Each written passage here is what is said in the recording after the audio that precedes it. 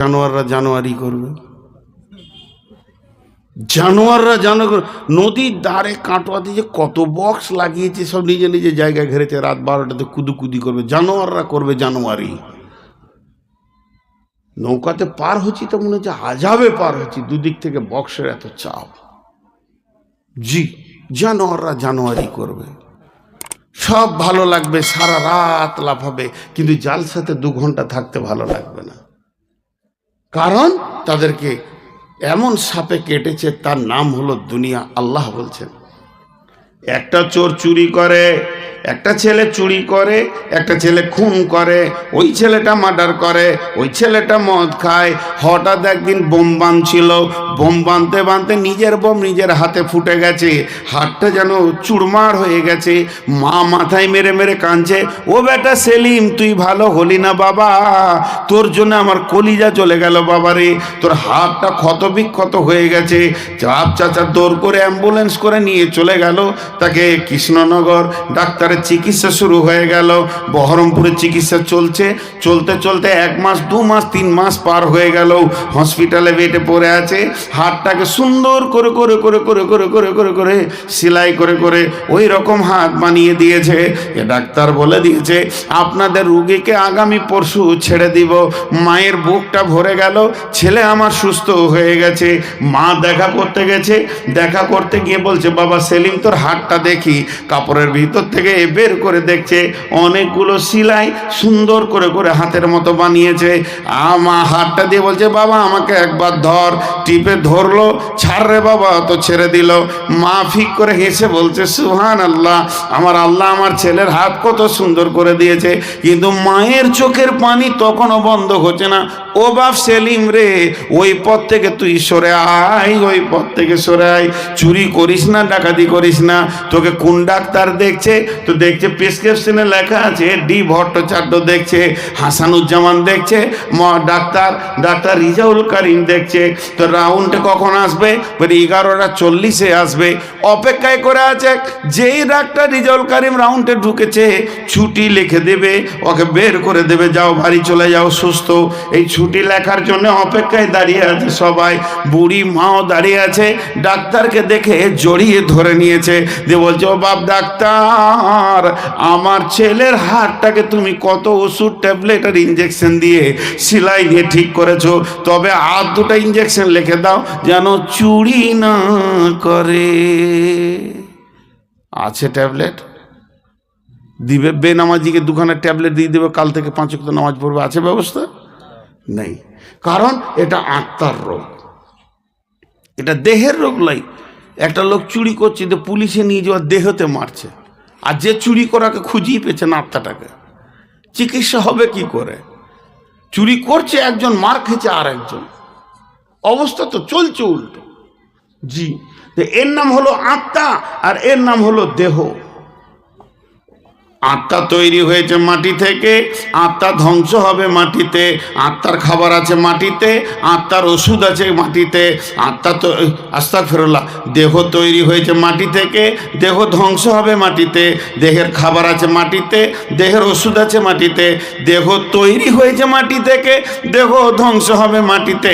দেহের খাবার আছে মাটিতে, দেহ আপনার কিনা ওষুধ আছে মাটিতে।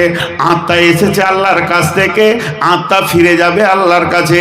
আত্মার ওষুধ আছে আল্লাহর জিকিরে, আত্মার খাবার আছে আল্লাহর জিকিরে। আত্মা এসেছে আল্লাহর কাছ থেকে, আত্মা ফিরে যাবে আল্লাহর কাছে। আত্মার খাবার আছে আল্লাহর জিকিরে, আত্মার ওষুধ আছে আল্লাহর জিকিরে। এখানে 2 in 1 আছে। একটা ছেলের মাথায় 1 কুইন্টালের চাউলের বস্তা চাপিয়ে দেন, করিমপুর থেকে মাথায় করে নিয়ে এসে আপনার গ্রামে নামিয়ে দেবে, গোপালীপাড়া মসজিদে নামিয়ে দেবে। আর সে বলবে, মাওলানা আপনি যে দায়িত্বটা দিয়েছিলেন আমি পুরো করে নিলাম। আর চোখের সামনে 4 রাকাত ফরজ নামাজ হচ্ছে, কিন্তু পড়তে পারলো না। ওকে জানতে হবে ওর দেহ সুস্থ আছে, কিন্তু আত্মা রোগী হয়ে গেছে। আর একটা লোককে 5 কেজি মাল দিলে বোয়াতে পারবে না, প্যারালাইসিসের রোগী। আজান শুনে ট্যাঙ্ক টানতে টানতে এসে মসজিদে সাজদায় পড়ে গেল। জানতে হবে এর আত্মাটা সুস্থ আছে, দেহের রোগ হয়েছে। আজকে মানুষ আত্মা রোগে বেশি ভুগছে, দেহের রোগ কমে গেছে, আত্মার রোগে বেশি ভুগছে। আজকে মেয়েরা পর্দায় থাকছে না কেন? তাদের আত্মা রোগী হয়ে গেছে, দেহ সুস্থ আছে, আত্মা রোগী হয়ে গেছে।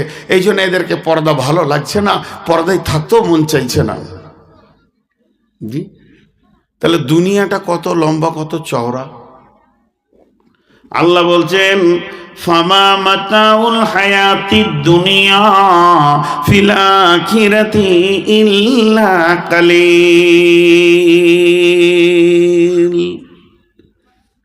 কিয়ামতের ময়দানটা কত লম্বা চওড়া হবে। কানা মিকদারুহু 50 আলফ সানাতিন, 50,000 বছরে একটা দিন হবে। তো কিয়ামতের দিনটা 50,000 বছরে হবে। আর দুনিয়াটা আমরা কদিন পাচ্ছি? তাহলে ওই 50,000কে 24 দিয়ে ভাগ করেন, 2100 বছর প্লাস হবে। তার মানে তখন একটা ঘন্টা হবে। সেইটাকে যদি 60 দিয়ে ভাগ করেন তাহলে মিনিটে দাঁড়াবে। ওই 50,000 বছরকে প্রথমে আপনি 24 দিয়ে ভাগ করে আবার সেই ভাগ ফলকে 60 দিয়ে ভাগ করে দেবেন, তাহলে 34 বছর প্লাসে 2-3 সপ্তাহ দাঁড়াবে। তার মানে তবে একটা মিনিট হবে। তাহলে কিয়ামতের একটা মিনিট সমান পৃথিবীর 34 বছর। যদি কোনো মানুষ 70-80 বছর বাঁচে বা 100 বছর বাঁচে, তো কিয়ামতের তুলনায় মাত্র 2 থেকে 2.5 মিনিট দুনিয়াতে ছিল। জি, আমি জিজ্ঞেস করি অনেক জায়গায়, আপনাদের জানাজার নামাজ হয়? আপনাদের এলাকায় মানুষ মরলে জানাজার নামাজ হয়? তো জানাজার নামাজের আজান দেন? কোন ধরনের কথা? লোক জমা হবে কি করে? আজান দেয় না? দেয়। মসজিদে আজান হলো মাগরিবের, আর আপনি ইমাম সাহেবকে বলছেন একটু আসি। আজানের শেষে আর ইমাম সাহেবের আল্লাহ আকবরের সময় কত থাকে?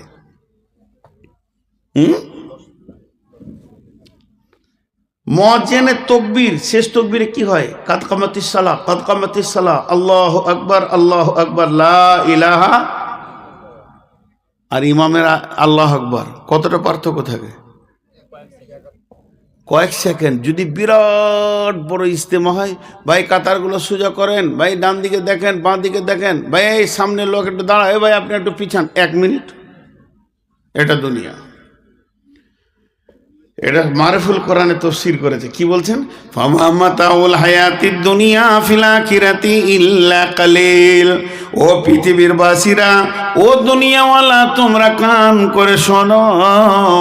যেদিন তুমি পৃথিবীতে এসেছো তোমার কানে আজান পড়ে গেছে, তোমার কানে তাকবীর পড়ে গেছে, তার মানে তোমার জিন্দেগির আজানটা শেষ হয়ে গেছে। তোমার ইমামও রেডি হয়ে আছে, খালি তুমি মরে দেখো। ইমাম সাহেব এসে প্রথমেই তাকবীর বেঁধে দিয়ে বলবে আল্লাহুম্মা গফির লিহাইয়িনা ওয়া মাইতিনা ওয়া শাহিদিনা।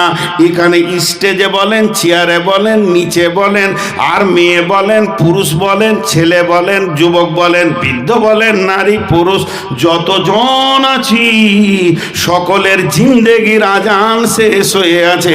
শুধু ইমাম উজু করে রেডি আছে।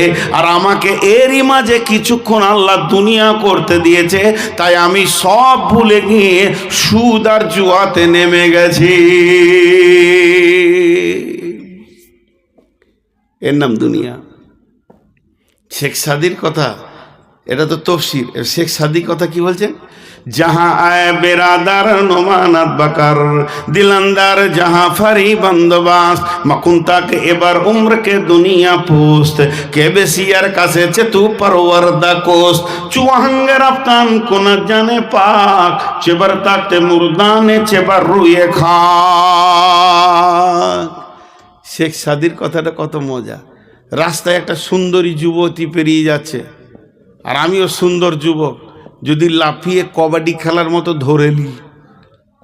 জি ভাই, যুবতীকে যদি আপনি লাফিয়ে ধরেলেন, একটা সুন্দরীকে, দরকার আপনারও আছে তারও আছে, কিন্তু কি পাবেন? লাত জুতা পাবেন কি পাবেন না? আর এতগুলো লোক হ্যাঁ না বলে না? শুধু উলাত মারবে না, ওর বাপ মারবে, ওর ভাইরা আরো বেশি করে পিটে মরে যাবে।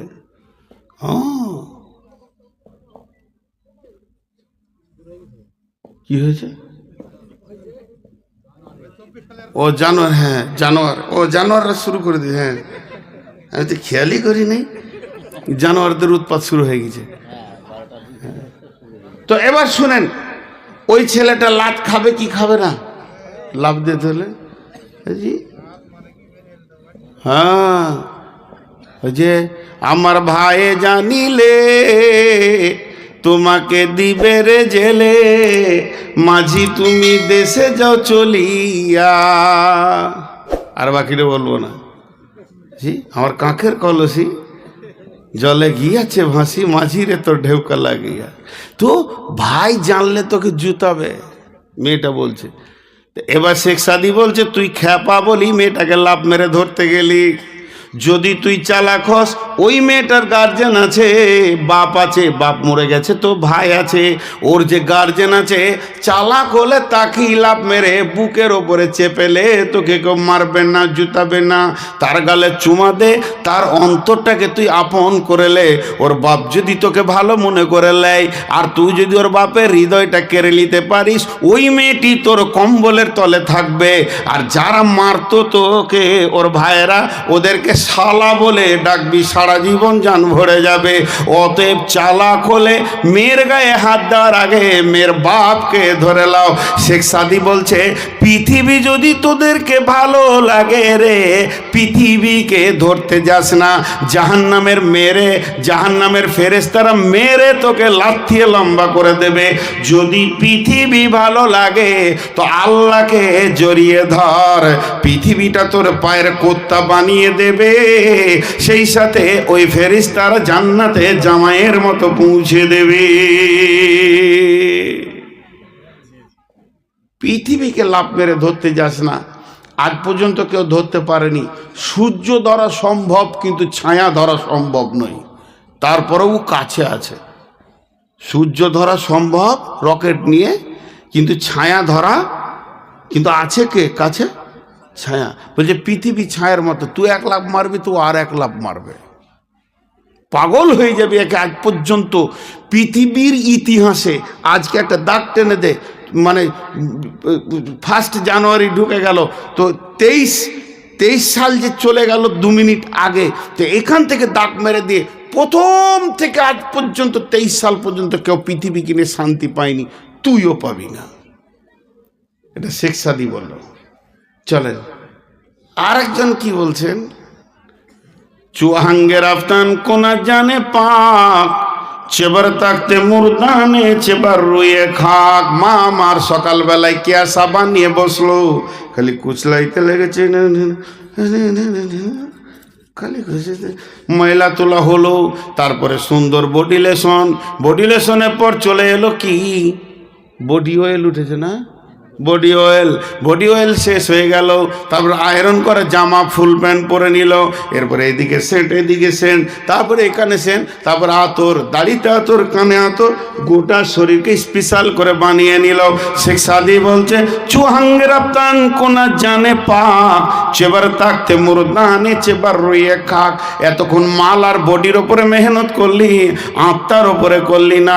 আত্মার যদি আজরাইল টেনে নেয়, তোর দেহটা কাঁঠাল পচা হবে রে, বিবি আর ঠোঁটে ঠোঁট লাগাবে না। এর নাম দুনিয়া। বলছে ভুল বললে, ভুল বললাম নাকি? ও তাই বলো, আমি বুড়ে গেছি, কম শুনছি এখন, খালি উল্টে শুনছি, তাই হবে কি হবে না? দেখেন শেখ সাদির কথা গেল। এবার চলেন আরেকটা মুফাসসিরের কথা বলবো, দেখ কবি নজরুলের কথা বলবো। একটা মুফাসসির বলছে এটা একটা গাছ, গাছে একটা ডাল, মা বোনেরা মা বোনেরা আবার জানুয়ারি শুরু করলে নাকি? আছে। এটা একটা গাছ, এই গাছের একটা ডাল, এইটা একটা গাছ, গাছের একটা ডাল, এইখানে একটা লোক ঝুলছে, আর ওর পায়ের কাছে একটা ক্ষুধার্ত বাঘ খালি হাও হাও করে হুঙ্কার ছাড়ছে। আল্লাহ, বাঘকে বেশি ভয় না ইঁদুর বেশি ভয়? বাঘকে ভয়, ইঁদুরকে মানুষ তেরে দৌড়ে মেরে দেয়, বাঘের কাছে যাই না। তো বাঘকে বেশি ভয়। একবার করে দেখছে আর বলছে আল্লাহ কি করবো আল্লাহ, হাতটা যদি ছেড়ে দিয়ে হাত পা ভেঙেও বাঁচত, বাঘের জন্য ছাড়তে পারছে না। দুইটা বাজু একদম অসাড় হয়ে গেছে, আর উঠতে পারছে না। তা উঠি বা লাভ কি হবে, যে ডালটা ধরে ঝুলছে ওই ডালের গোড়াটা আবার দুটো ইঁদুরে কাটছে। বাঘের থেকে ইঁদুর আবার ডবল কাজ চালাইছে এখন। জি, বাঘের থেকে ইঁদুর এখন ডবল কাজ চালাইছে, ইঁদুরে কাটছে কট কট করে। বলেন আপনারা মুখ খুলেন, ওই লোকটা হাসতে পারবে কি? ওকে যদি বলে কাল বউ দেখতে যেতে পারবে কি? ওই লোকটা সিডি টিভি দেখতে পারবে কি? ওই লোকটা জানুয়ারি করতে পারবে কি? কিছুই ভালো লাগবে না, খালি মদ চোখে দেখবে। তো উনি বলছেন এই ডালে আমরা সবাই চেপে আছি। গাছটার নাম আম গাছ, জাম গাছ, পেয়ারা গাছ, অর্জুন গাছ, নিম গাছ, শাল গাছ। এই গাছ ও গাছ নয়, গাছটার নাম হচ্ছে আয়ু। আয়ু নামে গাছে প্রত্যেকটি মানুষ আমরা চড়ে বসে আছি, নারী পুরুষ। ওই আয়ু নামে গাছের একটা ডালের নাম হচ্ছে বয়স। বয়সের ডাল ধরে আমরা ঝুলছি। আজরাইল প্রতিনিয়ত হুঙ্কার মারছে, আর আমার বয়সের ডালটা দুইটি ইঁদুরে কাটছে, একটা কালো ইঁদুর আর একটা সাদা ইঁদুর। সাদা ইঁদুর বলতে দিন, কালো ইঁদুর বলতে রাত। দিন রাত কট কট কট কট করে বয়স কেটে দিয়েছে। ও বন্ধু, তুমি কেমন করে আনন্দ করো, জুয়া খেলো, হাতে কি করে তাসের ঝালটা তোমার কাছে থাকে? তুমি জানো কি, তোমার নাকটা হচ্ছে তোমার করদ, প্রতি সেকেন্ডে সে তোমার বয়স কাটতে রয়েছে। আল্লাহ তোমাকে হায়াত দিয়েছে, আর হায়াতের ডাল কাটার জন্যে একটা দুই মুখ করো তোমার চোখের সামনে লাগিয়ে দিয়েছে। নিঃশ্বাস নিলেও বয়স কাটছে, নিঃশ্বাস ফেললেও বয়স কাটছে। অতএব কেমন করে তুমি আনন্দ করো। আর আজি তুম বিল হায়াতি দুনিয়া মিনাল আখিরা ফামা মাতাউল হায়াতি দুনিয়া ফিল আখিরাতি ইল্লা কালিল। আর কি বুঝাবো? জি, তুমি সবই তো মেয়েদের বলে, মেয়েরা বাদ নাকি? মেয়েরা মরবে না? অমর, অমর সবাই মরবে। এবার কবি নজরুল কি বলছে দেখেন। আপনাদের এই গ্রামের একটা ছেলে কুয়েতে থাকে, 20-25 বছরের পর এসেছে। টাকা ট্রাকে করে বইতে হবে, এত টাকা দিয়েছে আল্লাহকে। ট্রাকে কোটি কোটি টাকা আল্লাহ কোথা থেকে দিয়েছে। যখন ঘর বানাবে তো জায়গা পছন্দ হচ্ছে না, কলকাতা, দিল্লি, চেন্নাই ঘুরে বেড়াচ্ছে খালি প্লেনে প্লেনে, জায়গা পছন্দ হচ্ছে না। কে বলেছে চো কাটোয়াতে জায়গা দেখি? নদী পার হতে গিয়ে বৈশাখ মাসে নদীটা ছোট হয়ে গেছে, আর সাদা বালিটা দেখে বলছে এইটাই পছন্দ। জায়গাটা ঠিক করেছে পছন্দ, ইঞ্জিনিয়ারকে নিয়ে যে বলছে এইখানে মাপ, ঘর হবে, বাংলা হবে, গাড়ি ঘর হবে। ইঞ্জিনিয়ার বলছে ভাই এই জায়গাটা কেমন লাগছে না? বলছে তোর বাপের টাকা। এক কথায় ওকে চাবি মেরে দিল ওর মুখে। ওর প্রাইমারি স্কুল পার হয়ে স্কুলের মাস্টার পেরিয়ে যাচ্ছিল, কি সেলিম কখন এলে বাবা? বলে 1 মাস হলো স্যার আসা। এখানে কি করছো? বলে বাড়ি বানাবো। এই নদীর মানে স্যার যান, আপনার বাপের টাকা লাগে। যে যা বলে তাকে একটাই উত্তর দেয়, তোর বাবার টাকা। হ্যাঁ, ওর টাকার গরম আর সহ্য হয়েছে না। কবি নজরুল বলছে ওকে আর বুদ্ধি কেউ দিতে যাস না, যা কিছু করবো। একটা কবিতা শুনিয়ে দে ওকে। নদীর একল ভাঙে অকুল গড়ে, এই তো নদীর খেলা রে ভাই, এই তো বিধির খেলা। সকাল বেলায় আমি রে ভাই ফকির, সন্ধ্যা বেলা। নদীর কুল ভাঙে অকুল গড়ে, এই তো নদীর খেলা রে ভাই, এই তো বিধির খেলা। সকাল বেলায় আমি রে ভাই ফকির, সন্ধ্যা বেলা। মনরে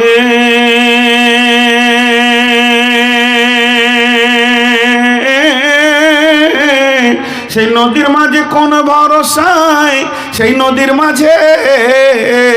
নদীর মাঝে কোন ভরসায় বাঁধলি বাসা সুখের আশায়। যখন ধরলো ভাঙন পেলি না তুই পারে যাবার ভেলা। এই তো নদীর খেলা রে ভাই, এই তো বিধির খেলা। সকালবেলায় আমি রে ভাই ফকির সন্ধ্যাবেলা। দেহ ভেঙে হয় যে মাটি,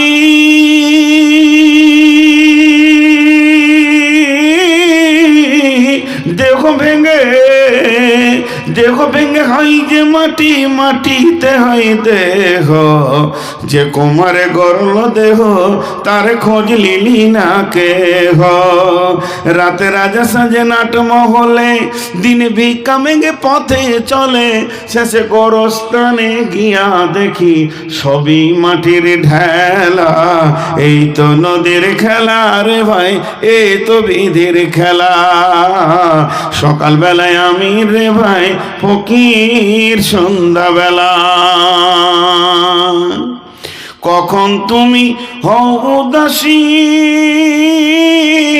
শান সারো বেশে, আবার দেখে হও কয়েদি লইয়া কাফন ভেসে। ভাঙা গড়ার পৃথিবীতে আসা যাওয়ার খেলা রে ভাই, জোয়ার ভাটার খেলা। এই তো নদীর খেলা রে ভাই, এই তো বিধির খেলা। সকালবেলায় আমি রে ভাই ফকির সন্ধ্যাবেলা। বুঝাতে পারলাম? একবার হা না বলেন। আজ খুব কষ্ট পেয়েছি। মাইকম্যান রেগে যাবে আর আমার উপরে লাঠি। বেশ কিছু মাইকম্যান আছে আমাকে খুঁজে বেড়াচ্ছে, খালি একা পেলেই মেরে শেষ করে দেবে। এ মাইকগুলো জালসার মাইক নয়। মাইক ছিল 4 দিন আগে, মাইক ছাড়তে মন ছিল না।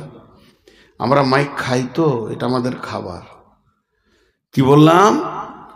তাহলে আলামে আরওয়া আত্মজগৎ থেকে ধীরে ধীরে মায়ের পেটে এলাম। মায়ের পেটে আমি কি পেলাম? দেহটা পেয়ে গেলাম। এই দেহ নিয়ে আমি দুনিয়া করতে শুরু করলাম। আল্লাহ তাবারাক ওয়া তাআলা বলছেন, খবরদার, আমি দুনিয়া করার জন্য তোমাকে যে যে লিস্ট দিয়েছি সেই কাজগুলো তুমি ঠিক ঠিক ঠিক ঠিক করে আমার কাছে ফিরে আসবে। ইন্না ইলাইনা ইয়াবাহুম সুম্মা ইন্না আলাইনা হিসাবাহুম। খবরদার, আমার কথার বাইরে এক পা ফেলবে না।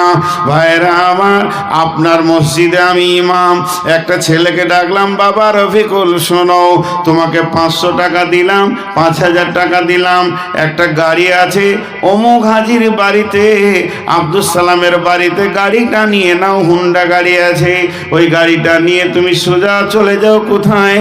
করিমপুরে চলে যাও। এই মালগুলোকে তুমি কিনে নেবে, ব্যাগে ভরে নিয়ে মাল নিয়ে চলে আসবে। আসার সময় তুমি গাড়িটা রেখে দেবে আবুল কালামের ঘরে, যাওয়ার সময় আব্দুল সালামের কাছে নেবে, আসার সময় আবুল কালামের ঘরে রেখে দেবে। তারপরে তুমি মাল আর টাকা সময় সব কিছু হিসাব আমাকে বুঝিয়ে দেবে।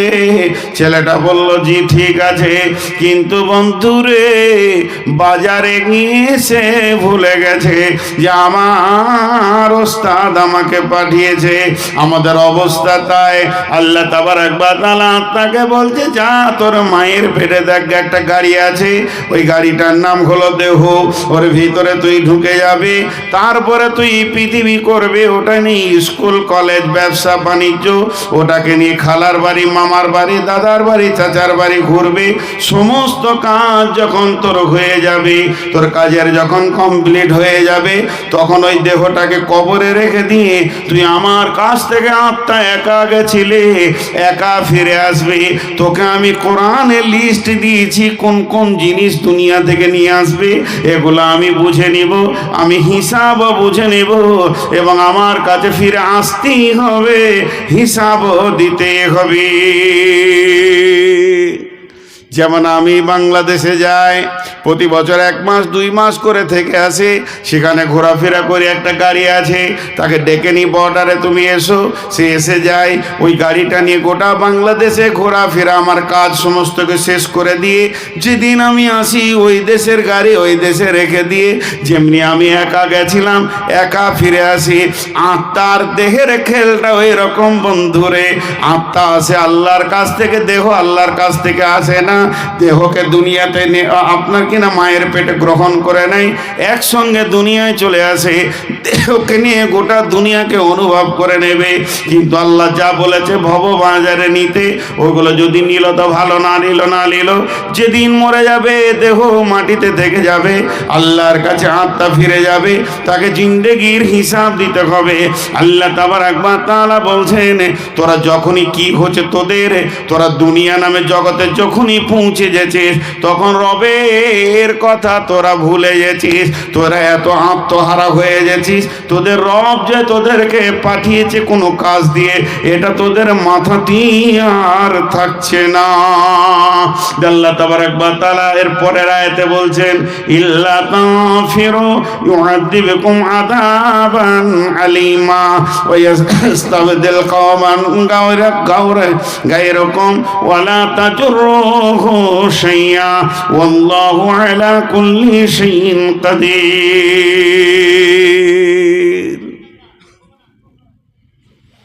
একটা আয়াত বললাম, আবার 3খানা আয়াত পড়েছি, আর একটা আয়াত পড়লাম, একটা উদাহরণ দিব, গোটা আয়াতটা ঢুকে যাবে, বেশি আপনাদেরকে ভেজালে নিয়ে যাব না। 3 মিনিট আয়াতটা শেষ করে দিব। মেন ভেজাল ছিল এই দুনিয়ার বিষয়টা। আল্লাহ বলছে, বান্দা শোন, তোদেরকে যখন জালসায় ডাকা হয়, তোদেরকে যখন মসজিদে ডাকা হয়, মাদ্রাসায় ডাকা হয়, তোদেরকে যখন দিনের দিকে ডাকা হয়, দান খায়রাতে ডাকা হয়, মেয়েদেরকে পর্দায় ডাকা হয়, তখন তোর জমিনকে আঁকড়ে ধরে বসে যাস। তাহলে শুনেলে, এতই যদি জমিনের পৃথিবীর প্রেমে পড়ে যাস আর আখিরাতকে ভুলে যাস, ইল্লা তানফিরু ইউআযিবকুম আযাবান আলিমা, তোরা যদি আল্লাহর রাস্তায় না বের হস, আল্লাহর ডাকে যদি সাড়া না দিস, আল্লাহ যে যেমন করে চলতে বলেছে ওরকম যদি না চলিস, তাহলে শুনেলে ইউআযিবকুম আযাবান আলিমা, আল্লাহ তোদের উপরে কঠিন আযাব পাঠাবে।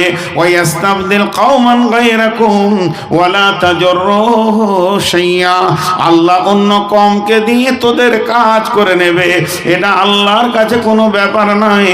ওয়াল্লাহু আলা কুল্লি শাইইন কাদির, আল্লাহ হলেন সমস্ত জিনিসের উপরে ক্ষমতাবান। একটা উদাহরণ দিব খালি। হাজি সাহেব 2টো গরু কিনে নিয়ে এসছে, গরু চাষ করবে না, শুয়ে গেছে, ধরে জবাই করে জালসার দিন বিক্রি করে দিল। তা বলে কি চাষ বন্ধ হয়ে যাবে? না, অন্য গরু নিয়ে করবে, অন্য গরু নিয়ে করবে। আল্লাহ বলছে, তোদেরকে আমি দায়িত্ব দিয়েছিলাম, তৈরি কর, মসজিদ তৈরি কর, মাদ্রাসা তৈরি কর, কোরআনের প্রচার কর, তবলিগ কর, গোরস্থান রেডি কর। এটা তো আসল জায়গা রে ভাই, ওটা তো আসল জায়গা। কিন্তু এগুলো তোরা যদি না করিস তাহলে আযাবে আলিম তোদেরকে দেওয়া হবে। তোদের পরিবর্তে অন্য কম কি দিয়ে দিনের কাজ করে নেওয়া হবে, এটা আল্লাহর কাছে কোনো ব্যাপারই নেই, কিচ্ছুই নেই আল্লাহর কাছে, এটা ছোট্ট জিনিস। আল্লাহ এরপরে কি বলছেন, ইল্লা তানসুরুহু ফাকাদ নাসারাহুল্লাহু ইদ আখরাজাহুল্লাযীনা কাফারু সানিয়া ইসনাইনি ইদ হুমা ফিল গার ইদ ইয়াকুলু লিসাহিবিহি লা তাহজান ইন্নাল্লাহা মা'ানা ফাআনজালাল্লাহু সাকিনাতাহু আলাইহি ওয়া আইয়াদাহু বিজুনুদিন লাম তারাওহা ওয়া জা'আলা কালিমাতাল্লাযীনা কাফারুস সুফলা ওয়া কালিমাতুল্লাহি হিয়াল উলিয়া ওয়াল্লাহু আজিজুন হাকিম। ভাইরা আমার, আছেন তো গোটা 10, এটি যদি 6টা দাঁড়িয়ে যান, প্রথম থেকে ক্ষত দিল নিয়ে বকছি, কিছু বলার নেই। কিন্তু আপনারা যে আমার কাছে কম দামি তা নন, তাহলে আমি বক্তব্য করতাম না। অনেক অনেক অনেক দামি। অতএব সবাই যদি চলেই যান তা আমি আর বসে থেকে কি করি? জি, এক এক করে যেতে শুরু করেছেন। আর জালসা কমিটি দেখেন, এখানে উদ্দেশ্য লিখে দিয়েছে গোরস্থানের উন্নতি কল্পে। তো গোরস্থানের উন্নতি করার বুদ্ধি আরে জানে না, পিস্তল লাগবে, প্রতিদিন মারো আর গোরস্থানে ভরো, উন্নতি তো হবেই। গোরস্থানের উন্নতি তো একটাই রাস্তা। এক বকিলের কাছে টাকা চাইতে গেছি, জানেন, বলছে বাপ কিছু চাঁদা দাও। বলে কি হবে? বলে গোরস্থান ঘেরবো। বকিলু 1 টাকা দিবে না, তো বলছে গোরস্থান ঘেরবো, টাকা দাও। তো উত্তরে বলছে গোরস্থান তো ঘেরাই আছে। বলে কি করে ঘেরা আছে? বলে যে বাইরে আছে সে যেতে চাইছে না, আর যে ভেতর আছে সে জীবনও আসবে না। দেখেন কত সুন্দর ঘেরা। বাইরে যতজন জীবিত আছে কেউ কবরে যেতে চাইছে না, আর যারা চলে গেছে কোনোদিন আসবে না। তুই জমি চসকা, তোর বাপ আর দখল নিবে না, আমি গ্যারেন্টি দিচ্ছি। কত সুন্দর কথা। দেখেন টাকার কথা বললে বাকি কটা উঠে যাবে, আমি ওই ভয়ে টাকার কথা বলছি না। শুধু টাকার পাশে গেছি তাতেই 4 আনা চলে গেল। আর কমিটি বলছে 1,25,000 কালেকশন করতে হবে। হাজি খানের জমির দাম কত? যে গোরস্থানটা আপনাদের আছে ওখানকার জমির দাম কত? 10 লাখ টাকা বিঘে। অনেক দাম তাহলে আপনাদের। আমাদের গোরস্থান যেখানে আছে ওখানে 6 লাখ টাকাও লাগে। তো যাই হোক, বয়ান তো আমি ছাড়িনি, কিন্তু আপনারা যদি উঠতে শুরু করেন, আমি 3 জনকে নিয়ে তো থাকা যায় না। এক খ্যাপা বলে আল্লাহ তুমি বান দাও, গোটা দুনিয়ার লোক সব মরে যাক, একজনা যেন না থাকে। তাল গাছের মাথায় মাথায় পানি দাও, আমি আর সর্দারে বিটি থাকলেই হবে। এদিকে হুঁশ ঠিক আছে। তো আমার অবস্থা তাই, সব চলে যাক আর তুমি আর আমি থাকলেই হবে, মাইক আর বক্তা থাকলেই হবে। মা বোনেরা আমার, আপনাদের কাছে যে ব্যবস্থা রয়েছে, যার কাছে যা আছে 10, 20, 50 দিয়ে দেন। আপনারা আমাকে 5টা মিনিট টাইম দেন, উঠিয়েন না। আমি আয়াতের তর্জমার দিকে আর গেলাম না। যদি কোনো আল্লাহর গোলাম আছেন 1-2 হাজার টাকা দেনেওয়ালা, তা আল্লাহর হস্তে একবার হাতটা বাড়ান। আর আমি ভাবলাম অনেক লোক, আমি 100-200 পিস বই দিয়ে চলে এসেছি, তো লোক তো নেই। আর আমার বইয়ের কথা আপনাদেরকে বলেও লাভ নেই।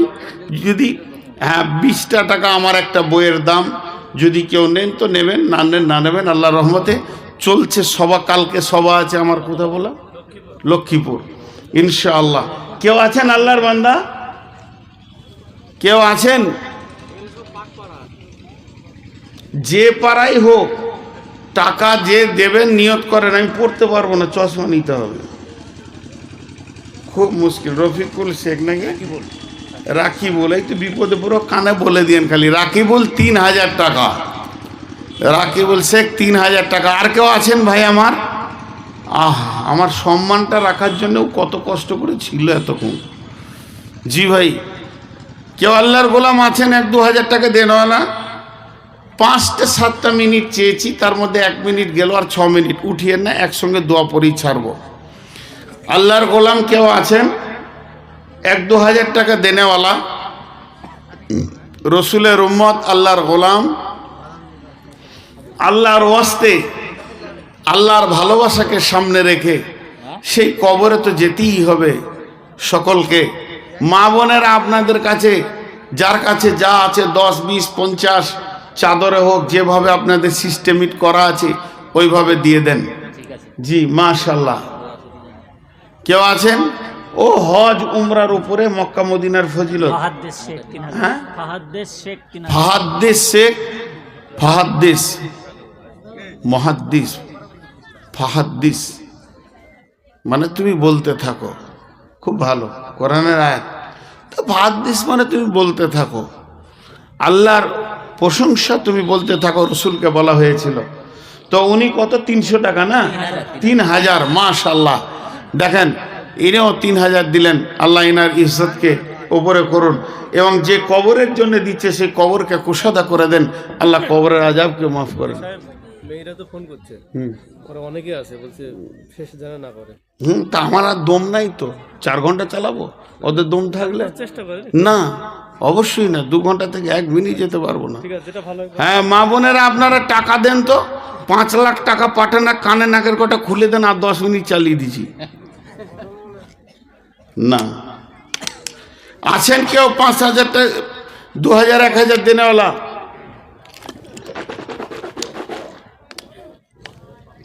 মা আমার, বোন আমার, আপনি আমার পেটে হয়েছেন, নাই আপনার পেটে আমি হয়েছি। সোনামানি, চোখের সামনে লোক উঠে গেলে তখন আর বায়ানের তাসির থাকে না, কেটে যায়।